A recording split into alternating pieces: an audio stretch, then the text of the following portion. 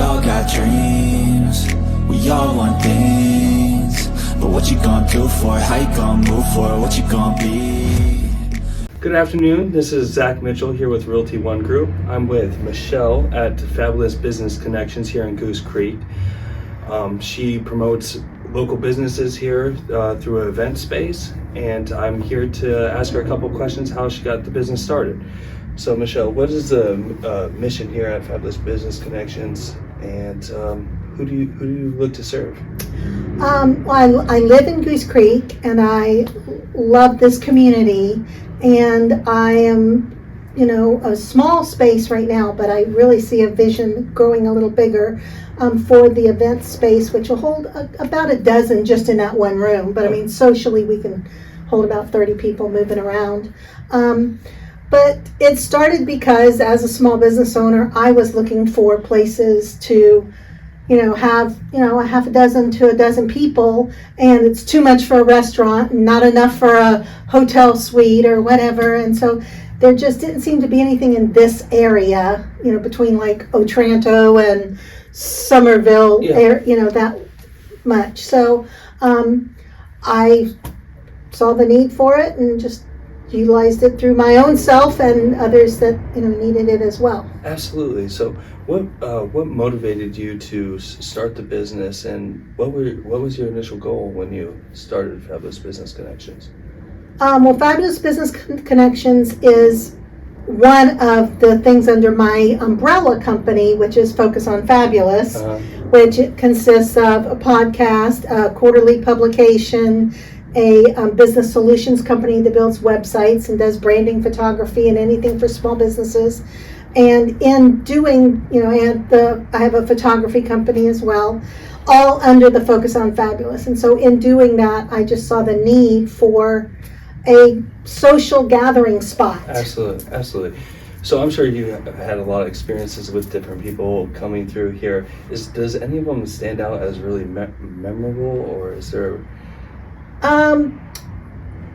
As far as people who have utilized the space and rented the space, we've done everything from painting rocks to small businesses that do like T-shirts and teach, make soap balms and stuff. They don't want to do all that in their house with a bunch of people, so they've utilized the space here to do it.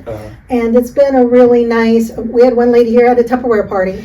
Because you got to clean your house twice, before people get there, and then entertain, and then after. And so I love being able to provide that affordably to the community. Absolutely. What are your goals over the next year, as far as business or personal or the community in general? I see the space expanding. Right now, like I said, it's a small space.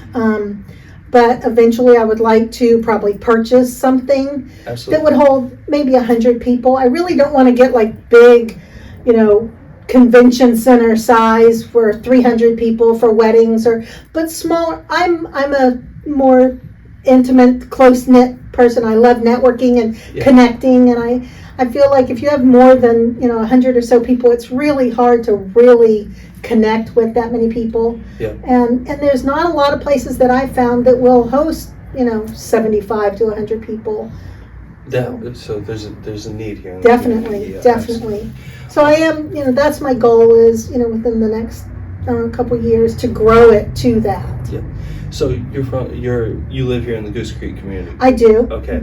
So is there, what do you love most about Goose Creek, and is there any improvements you'd like to see over the next couple of years? Well, I have lived in Charleston area for 10 years, and we lived in North Charleston for about 5 of those, and then we decided to buy here in Goose Creek. And I just love, the bedroom community.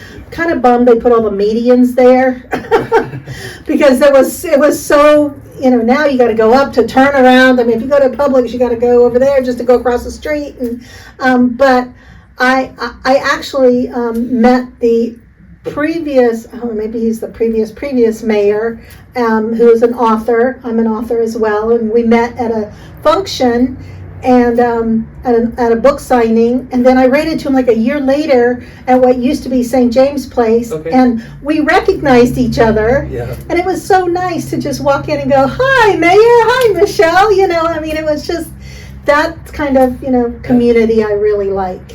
Absolutely. So you mentioned you're an author. Do you have any books coming out, or I have been kind of mulling one around in my head. Okay. Apparently I had a lot to say, but right now I'm doing so many things with the publication and with other businesses and stuff that's kind of just as I think something I write it down, Yeah. but I don't have anything Okay. working right now. Cool. So, being a local business owner, you know the importance of shopping local. Why? What do you think is the biggest reason people should shop? Should? Yes.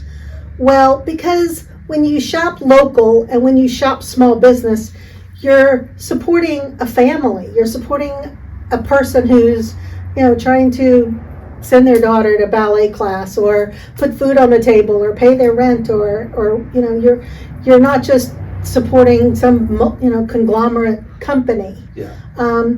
You're really supporting a neighbor, a friend, a person, a real human. I mean, not that corporations aren't people, but there's just a lot more. I myself will shop local and small business before anything else. I mean, I'll go to Etsy before I'll go to Amazon. I'll go, and I have my, like I showed you, my business card thing here. Yeah. When people come in, I want to tell them what you do, because even if I don't need your service, I talk to a lot of people and I can make that connection for you, and say, hey, here's this card, here's, we all need to help each other out. We're all kind of trying to do the same thing. We're all trying to live happy, prosperous lives. And if we can help each other do that, then that's amazing. Yeah, I think the fibers of community too would be a lot stronger if people recognize that they're small business owners in their neighborhoods and in the community, that there'd be a lot more meaningful connections. And actually, I don't know if most people know this, but the Saturday after Thanksgiving is Small Business Saturday. Okay. And so, they know what Thanksgiving is, they know what Black Friday is, they know what Cyber Monday is, but somewhere between Black Friday and Cyber Monday, we forget that there's Small Business Saturday.